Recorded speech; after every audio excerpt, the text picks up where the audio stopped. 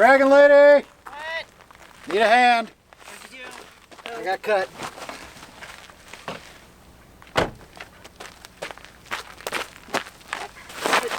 Get that. Turn.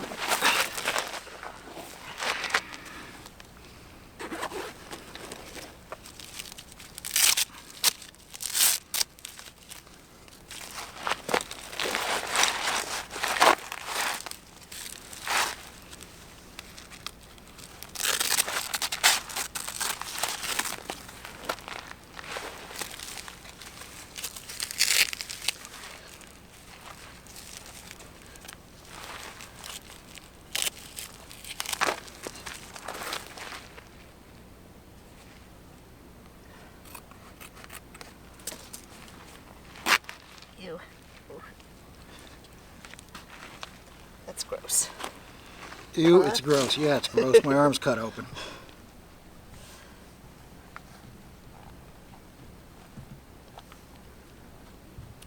Can you take that? Can you hold this? Put pressure on it. Okay, over here.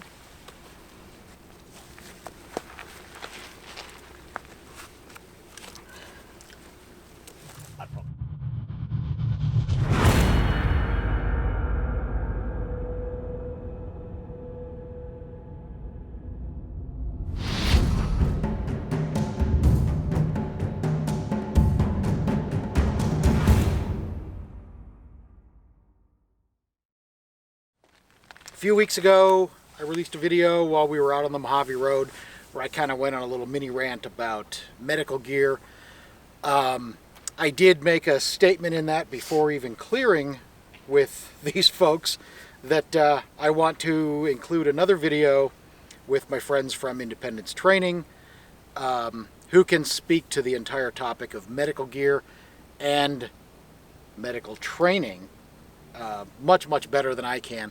So I'm out here now with Glen Stilson, owner of Independence Training, who has a bunch of thoughts on that topic.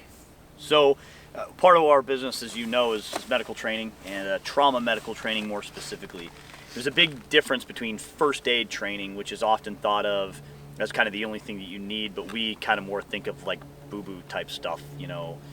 Then there's trauma training, which is more life-saving and life-critical type situation. So the first thing is when you talk about equipment, you know, you made that video on a gear and kind of breaking your equipment down.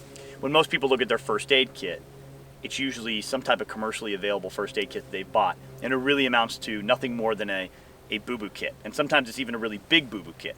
And sometimes people get really big boo-boo kits thinking like, well, the more of this stuff I have, the more I'll be able to take care of. And trauma supplies is a lot more of what we're interested in when we're looking at kits. But even before kits, even before the tools comes the skills, because skills always trump tools. And that is a thing in our training world, whether it's combatives or shooting or medicine or whatever it is that people are training on. Tools tends to be where people focus. And I think especially you guys can appreciate that from the Overlander perspective, because people love to buy the stuff, and we find that a lot in medical training. People love to buy the kits. It makes them feel prepared, like a magic talisman that somehow keeps bad things away. They're like, oh, I have this kit, and in the moment I'll learn how to use it. Some great power will imbibe me with this great skill. And it's like, no, what will happen is you will default to your level of training, which is for most people very little, if anything. I mean, there's literally cases and cases of replicas breaking and getting people killed. Without naming anything in particular, look, there's some pieces of equipment out there that are sold as tourniquets, but they're not tourniquets. They're not tourniquets because they're not approved by anybody, they're not certified by anybody, they've never passed any of the tests, they've never passed any of the trials of any organization, but they're being sold as tourniquets. Some of them are amazingly asinine. That zip tie one, what the, dude, ridiculous. That is ridiculous, all right? Just pay attention to the stuff that's actually sold, that actually works, that actually is used by people who actually know what the hell they're talking about, and not just, you know, some random internet fame seeker or whatever. So first of all, tourniquets, there are very particular points of tourniquets. There are three main points of a tourniquet. First of all, it should be at least 2 inches wide. Second of all, if it doesn't have a built-in windlass, which it should, but if it doesn't, one should be easy and simple to add. And 3, it should be intuitive to apply, meaning if anybody understands how a tourniquet works, they could use it. And it should be able to be applied one-handed in that kind of same context. It has to be able to be applied one-handed. So those 3 things, if your quote-unquote tourniquet can't do those 3 things, it's not a freaking tourniquet. It's an improvised thing at best, but it's not a real tourniquet. So to the note of replicas, there are a lot of replica pieces of gear out there, right? If someone makes something that works, someone else is bound to make a replica of it. There are a lot of replicas of the cat tourniquet out there, and I use the cat, and you do too, I know, as an example, because it's probably the most widely used, most prolific, most well-known tourniquet available on the market. And it's definitely approved, and it's definitely certified, and it's definitely seen tons and tons of application. The fact that it works is undeniable, right? Absolutely undeniable. So that being said, the replicas then kind of come into there. Now, there are a couple of replicas that I have seen, that I've been shown, that actually are pretty damn good, right? Most of them, however, are purchased off of eBay, Amazon, whatever, are going to break. If put under stress, they're going to break because they're not designed with the same capabilities as an actual cat tourniquet. So first of all, how do you know if you're buying a bad one? I've seen both of them side by side. I've seen replicas and actual cats. Very, very hard to tell. So here's how you do it. Buy from reputable dealers. Buy straight from North American Rescue. They will happily sell you a real cat tourniquet. They're the ones who sell cat tourniquets. They only sell real cat tourniquets. So buy from them. Buy from someone like the Tactical Medic, who we do most of our business through.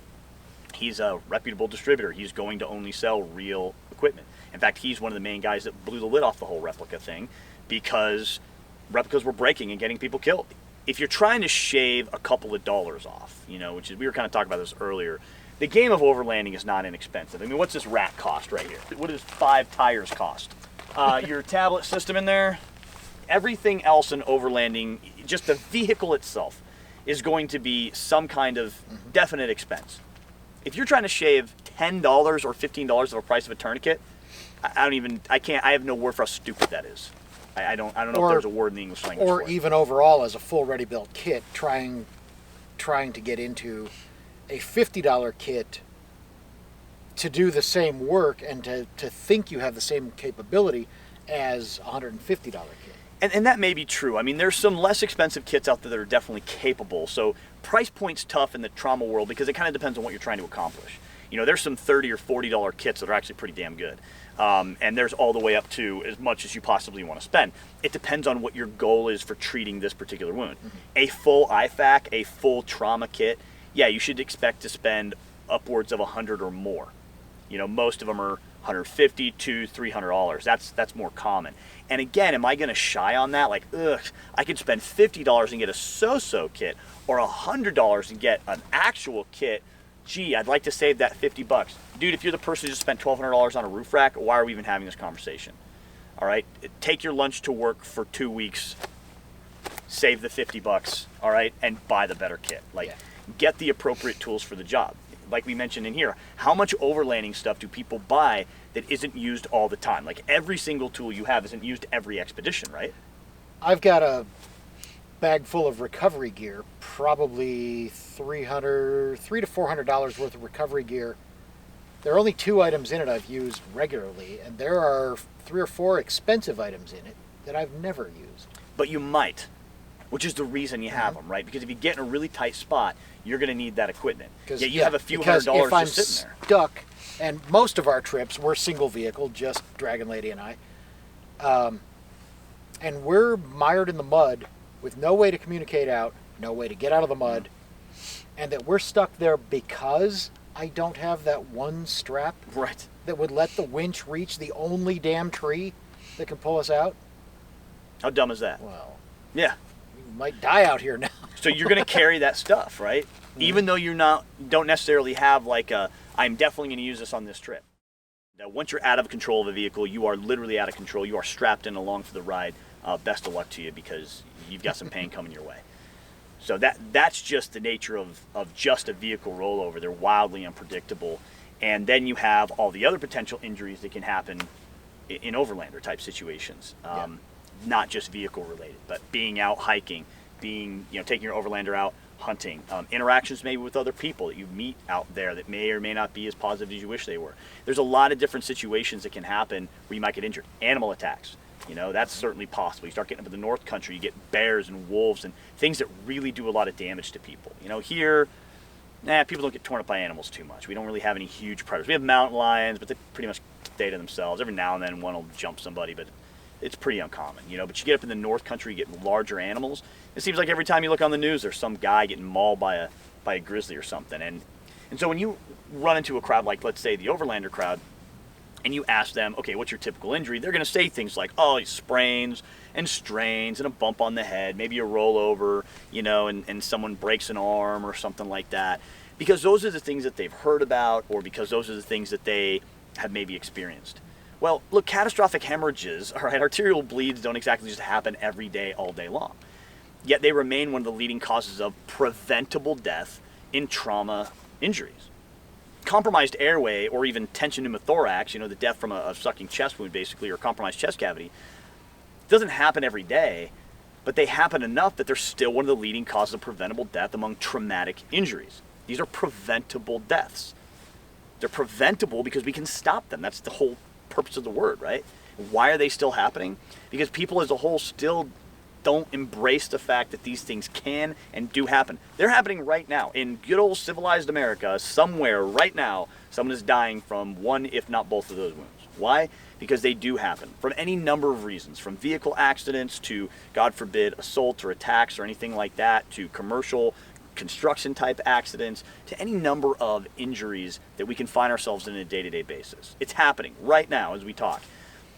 But because it's not happening to everybody, or everybody hasn't seen it, it's harder for people to go like, hey, that's realistic. It's realistic, man. I mean, it does happen. People do die of these things.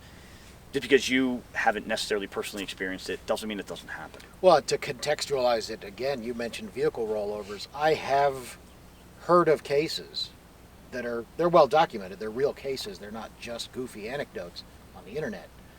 A vehicle rollover, as the vehicle's going down, either a window was already down or a window got blown out as the vehicle rolls over a bush or a tree on its way down the hill. A branch comes through, punctures a lung, tension pneumothorax now, and the guy died. You're not always going to be surrounded by these life-threatening trauma incidents. In fact, you may go your whole life and never put a tourniquet on. And that, however, is not the appropriate excuse for saying, well, because I'm probably never going to put a tourniquet on, then I don't really need one, and if I ever need one, I'm going to improvise one. It's like, man, if you're already of this mindset to be prepared, it's foolish to not have that stuff. I mean, there's a number of varieties of injuries that can potentially end your life out here. Well, and that from the intro to this video, we laid out a pretty viable scenario of something that's easily managed, easily taken care of. So even when professional responders do get there, which even in a major metropolitan area can be 12, 15, even 20 minutes, it's a long time if you're bleeding out or can't breathe, even when they do get there, they still may not be the people who are actually giving you life-saving aid. They may not have to transport you to get you to that life-saving aid. Well, that's add more time. And in all this time, if you're doing nothing in there to help yourself or the people that you love, if that's who's injured, then you're setting yourself up for failure, man. You have to be able to be a proactive part of the solution. First responders are the people who are there when the event happens. Professional responders are who we call. Professional responders are not first responders. They're second, maybe even third responders. First responders are the people who are on scene when it happens. And most of them do this, man. They're all shoulders. They have no idea what the hell to do. And I think a lot of people, they just don't see the necessity of it. They're not constantly surrounded by life-threatening injuries, and so they just go like, I'll just call the EMTs, or oh, my dad taught me how to improvise a tourniquet out of a belt, or whatever. Dude, you improvise because you have to, not because you want to, and it's certainly never the best option. And I challenge anyone to show me how they're going to stop bleeding effectively 9 times out of 10 with a belt. It does work sometimes every now and then. We demonstrate it in our classes. It doesn't work most of the time. Why doesn't it work? Because it's not a tourniquet, it's a belt. It's about like, well, once upon a time I did this one thing. Oh, I dealt with a life bleed or a life-threatening bleed one time. Okay, is that going to work 20 times, 100 times, 1,000 times? Because what you want to learn is the stuff that works the most of the time, the majority of the time, not sometimes, not anecdotally, not every now and then. You see them all the time on the road. There's someone on the side of the road in a nice new car or whatever that has a freaking flat tire for any number of reasons. Trying to figure out happen. how to work the jack. Usually trying to figure out how do they get everything out, where's the jack, and how do I make this thing work. They're improvising, right? And there they are on the side of the road having a bad day in an emergency, trying to figure things out, and they don't know how. So you can take 1,001 analogies of this stuff and try to make people understand how in your daily life, you're already probably if you're watching this video and you are in part of this Overlander lifestyle at all, you're already kind of preparing. Why not be prepared for something that's going to kill you? Doesn't that seem important? And so a lot of people just like, well, I'll just improvise what I need. Can't possibly come up with a worse scenario. Look, I can build a gun. You can build a gun. It's not really that hard if you understand the mechanics of a gun.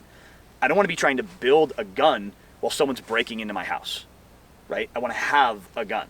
I don't want to be improvising medical equipment while someone is dying, or I am, especially if that someone is someone I really care about. We often joke about like the worst possible environments is it's dark and it's raining underwater, right? If it was raining underwater and dark, it's like the worst possible situation you could be in, right? Which of course is an impossible situation, but it's terrible. That's the kind of environment that we kind of pretend like we're gonna be in, like when we're training, we go like, what's the worst situation we could be in? And that's how we formulate our training. It's how we've always done it, and how we kind of look at people's situations. So dirt medicine and clinical medicine, what's the difference? Dirt medicine is what we do out in the field, and clinical medicine is what happens typically from a medical professional who's going to be working, as you said, in a hospital, in a clinic, in a doctor's office, even in the back of an ambulance. And in most metropolitan areas, even professional responders are often a lot more keyed into clinical medicine than they are to dirt medicine. Now, dirt medicine doesn't have to be out here. Dirt medicine can be in your backyard. It can be at the ball game. It can be anywhere where professional responders are not going to be immediately available to handle the life threats that are going to kill you before most professional responders can get there. So dirt medicine is typically what happens in the first 15 to 20 minutes. Because 15 to 20 minutes is when the greatest life threats, being bleeding out and compromised airway, that's generally when you're going to die, is going to be in that 15 to 20 minute span, if those wounds are bad enough to kill you. After that is more of a stabilization process, and then that's kind of where you can get more into the clinical stuff. Now, dirt medicine extends beyond that too, into stabilization and life-giving aid that goes for hours and days even afterwards. But for the initial stuff that we're really focusing on is keeping people alive until we can get that transportation there, or that higher level of professional responder who has all the stuff. Because that's the biggest difference, like you mentioned already, is a doctor is really good who's working in a clinical sterile environment. He's working with a trained staff of a whole bunch of people. He's got all the equipment. He's got access to helicopters and transportation and all kinds of medications and all that. You and I are out here romping around in the Overlander, and we have a rollover. We have a couple of trauma kits, man, and we got to make it work. And maybe it's raining and it's dark, and that's our environment now. We don't have a whole bunch of trained staff. We don't have a sterile environment. We don't have a whole bunch of gear, but we got to make it work. And the access to the skills is the most important element. The tools enhance the skills, but the skills are the most important thing. So without training, these kits that are being sold are useless. Dude, we could have stopped that. God, just get off your butts and freaking learn, man. Like, it's 2018. We have the internet. We have training companies. We have all these people who are out there pushing us information. Learn it, and it's not hard. I teach my little kids this information. It's not hard to learn. Go out and get the information. Even Jim can learn it. If Jim can learn it, anybody can learn it. Right? But I think that's the biggest kind of message that we tend to push, is like, just learn the information. If you don't ever do anything with it, great. That's actually great. But I've been in this business now for a decade teaching emergency response stuff. Half of our business is firearms related, half of our business is medicine related. In the 10 years of teaching, both, all over the country, to thousands of people, I've had only a handful of people have to use their firearm for self-defense. Like legitimate, I have to shoot someone to stop them type self-defense. Every month on the medical side, at least once a month, we get feedback from students. We have one sitting in my inbox right now about a guy who helped a lady in a rollover this weekend. we get feedback from our students how they're administering some level of care. It's not always a tourniquet or a chest seal. It's some level of competent care that is making the situation better, as opposed to standing around and being one of those typical people who's like, oh, what happened? Are you okay? Let me hold pressure on this wound, or let me do CPR when it's not needed, or because they don't know about patient assessment. They don't know the full totality of what's happening here, because their training is incredibly limited. Or, hey, I was in the Army 20 years ago. Like, dude, that doesn't even matter. You know what I mean? Yeah. For people who want to get a hold of us, trainingaz.com is our website. We are independence training on Instagram, Facebook, YouTube. It's easy to find us and find out information about us and see what we're up to and see photos and videos and educational content. We put a lot of educational content out there. And we are based out of Phoenix, Arizona, but we travel all over the country. So we're not just all over the state, but we're elsewhere. If you're interested in hosting us, you actually train for free if you put a large enough group together for us. And we do private training as well for individuals and families all over. We travel everywhere. So if you're interested in that, you can get us through our website, trainingaz.com. Our general email is info@trainingaz.com. And of course, you can hit us up on any of the social media stuff as well. We're happy to answer your questions. Even if you just have questions about stuff that we were talking about, don't think you have to have trained with us to ask us questions. This is what we do all the time, so it doesn't bother us for you to ask us questions. Shoot us a message or an email or whatever, and we'll answer your question about kits or training or concepts or whatever. We do have a podcast called The Arms Room Show. TheArmsRoomShow.com is where you can go to find that. It's on Spotify and iTunes as well. It's not censored or edited in any way, so heads up on that. On that note, if you have a sensitive heart, I thought I got kind of onto a rant in that last video. Yeah. If you want to hear a rant about medical training, every so often, maybe every 5th or 6th episode of Glen's podcast, he will get off on medical and go absolutely apeshit.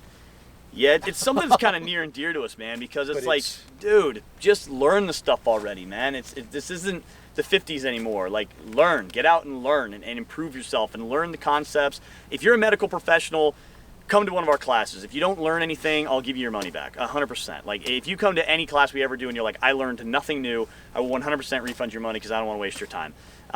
Even if you're a medical professional, I guarantee we're going to teach you something new, because our information comes from the field, right? Where it rains and it's dark and it's dirty and it's nasty, and we have to do as much as we can with as little equipment as possible. And sometimes we have nothing more than an ankle kit to work from. So that's the kind of stuff that we're teaching, and we encourage everybody to come and check it out. Also, we do teach free Stop the Bleed classes every month in Mesa, Arizona at the Tactical Medic Shop. We teach Stop the Bleed courses. You do need to register for them online. It is actually $1 if you register online, because we have to charge something to register people. But you can find that through our website, and that saves you a seat. We only take, I think, 20 people, and then after that is standing room only. You'll get a Stop the Bleed certificate from bleedingcontrol.org, and it's a valid certificate, so it's a cool thing if it's something you want to pick up. But otherwise, the class is completely free. Other than $1 to register, the class itself is free. So there you go. It's freaking, if you're in Arizona and you're in the Phoenix area, it's like you have no excuse. It's a free freaking class, right? And you can come and learn about bleeding control through tourniquets, wound packing, and good solid bandaging. So there's just so many ways out there to learn. And there's so many good companies out there. Again, just vet them, because there are some bullshit slingers out there, and make sure you're getting good stuff. Yeah, and it's easy and surprisingly affordable. I know I'm constantly taking some of the highest level firearms training, and $500-600 for a class is not uncommon. And every time we sign up for one of Independence's medical classes, it's a couple $100. Yeah, $150-200 depending on the class. Yeah. Wow, that's cheap. I'm used to paying so much more for training. We're going to raise our prices just for you, Jim. Cool. Yeah. Awesome. Most people do that. Yeah, what discount do you get? 50% up. Upcharge. I get that a lot. Of course, that's offset by the Dragon Lady's discount, because everybody likes her. There you go. So we break even. But yeah, I encourage anybody who has any questions to please contact us. We're happy to answer questions. Obviously, you can contact Jim, and he's happy to answer questions. And if you have questions about medical stuff or equipment or how to carry or what to put in maybe an Overlander rig, You're not going to hurt our feelings by answering or asking us questions. We're happy to answer your questions, so don't be afraid to contact us. Cool. That's it. All right. Thank you. Awesome. You're welcome. Thanks.